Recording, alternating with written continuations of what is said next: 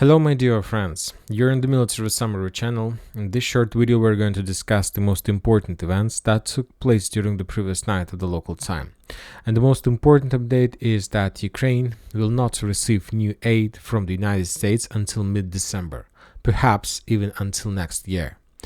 Furthermore, during the previous night the Russians made grenade attacks all over the entire Ukraine. And as a result of one of those strikes, another oil refinery was damaged or destroyed that located in the western part of Ukraine in the city by the name of Starokonstantinov.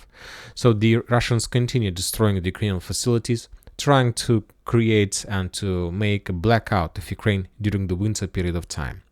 Now let's move to the situation on the ground, and we got a lot of very interesting updates and details from Krynky.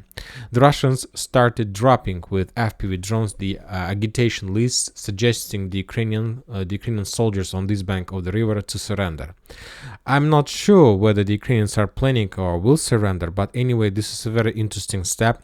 Maybe the Russians managed to capture some communication, some talks using the radio signals between the Ukrainians and one and another part of the Krynky area.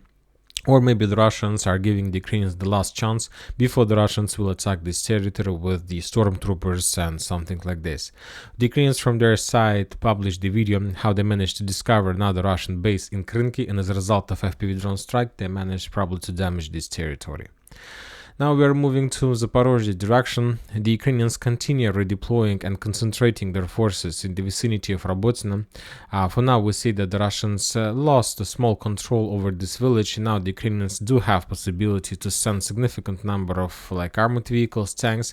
The Russians, maybe they just allow them to do this, and when the Ukrainians arrive and moves in this direction, the Russians start bombing and attacking the Ukrainians with FPV drones. Anyway, the clashes in this city, in this village continues, and the Ukrainians currently probably try to develop their positions to the west, to the east, but no matter the Ukrainian progress or something like this, the Ukrainians still haven't launched any offensive operation in direction of Novoprokopovka. So the situation was stabilized and is stable. Neither the Russians nor the Ukrainians are able to change the situation in this or that favor.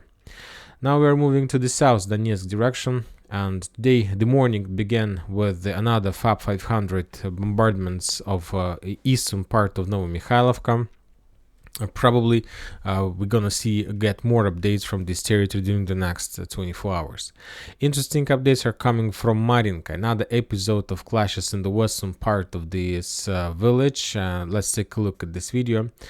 First of all, when I saw this video, this is for example Marinka, but as you can see there are no buildings at all, just the basement, just something like underground holes and nothing special. In this video we can see how the Russian drone were flying above the territory of Marinka. The Russian drone discovered another hole on the ground on the surface, and they just drop something like imitation of explosion.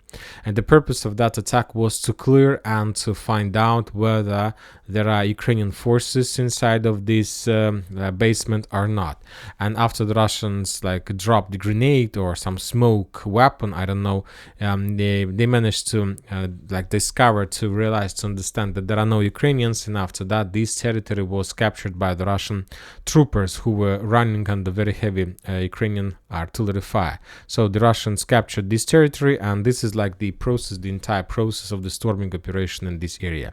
So one more time, Marinka was erased from the surface of the earth, and this is just the only possible solution how to move in further, to take basements of the ruins of this territory. When talking about Avdiivka, we got some details, some focus attacks from the Russian side in the vicinity, on the southern direction. In the vicinity of Toninka, the Russians used, probably for the third time in a row, the self-guided missile Ulmur. On this video, we see how the Russians try to shut down the Ukrainian equipment, communication equipment, maybe some cameras with very good zoom on this small building. As a result of strike, the Ukrainians lost another communication equipment. In the vicinity of Umanska, the Russians managed to discover the Ukrainian artillery position, and as a result of Lancet drone strike or Scalpel drone strike, that artillery system was destroyed. When talking about the global scope of this direction, the Russians are saying that they took a decision to withdraw their positions from Stepova. because according to the Russians, there are no chances to hold this territory, and it's better to keep the Russian main positions along the railways. The same situation we can see from the Ukrainian side. The Ukrainians also reported that they took a decision to withdraw their positions in Stepova and to establish control over the tree lines that goes on the western side of this village. So basically, currently Stepova is in the gray zone. Nobody controls this territory, neither the Russians nor the Ukrainians.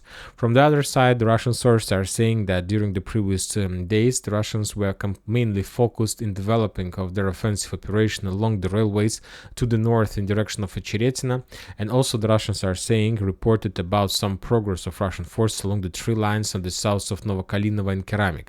For now, we haven't received any geolocated confirmations, but if it's true, obviously soon we're going to receive some updates about this progress. Furthermore, the clashes in the chemical plant continues. The Ukrainians sent more forces, and probably the Ukrainians realize and understand that this is one of the most important building, one of the most important fortification in entire Avdiivka news operation. The Russian sources published more details and more videos of bombardments of Ukrainian positions in the vicinity of Horlivka, the area that, as a result of unexpected Ukrainian attack, was captured by the Ukrainians. And now the Russians are trying to reduce the Ukrainian possibilities and fortifications in this area with artillery. Probably the Russians are planning to launch counterattack in order to return control over this territory. Very interesting updates and details are coming from Artyomov's Bakhmut area, where the Russians continue their progress and continue their offensive operation. One of the most important video we got from the area of Avdiivka. This video was made by the Russian soldier in this area. That was a soldier of Russian reconnaissance group who were sent in direction of Avdiivka to make reconnaissance in force or reconnaissance in combat. There is video from the first view. The Russian soldier with other Russian soldiers were attacking, counter-attacking, and after the battle finished, the Russians were moving back towards the evacuation zone. On this video we can see the soldier during this run told to the camera that this is Avdiivka. So this according to this video, and he was running further. Then he turned to the right and told that the tree line on the right side is under Ukrainian positions. So that video was geolocated in this area. So probably the Russians crossed the railway somewhere in this area. There was some clashes somewhere in this area. And after the Russians complete their reconnaissance mission, they moved to the south in direction of Avdiivka towards the evacuation zone that probably were somewhere in the vicinity of the railways. And while running along this road, he told that there is Avdiivka on the left side from him, and that this tree line is under Ukrainian control. What does it mean? First of all, that means that probably there are very high chances that this territory currently is in the gray zone. Nobody, neither the Russians nor the Ukrainians, control this territory, and as a result of clashes that took place during the previous days, the Russians managed to force the Ukrainians to step back from Avdiivka. So if we continue receiving same updates, we will update this map and we will change this color into the gray one, saying that which means that this territory is in the gray zone.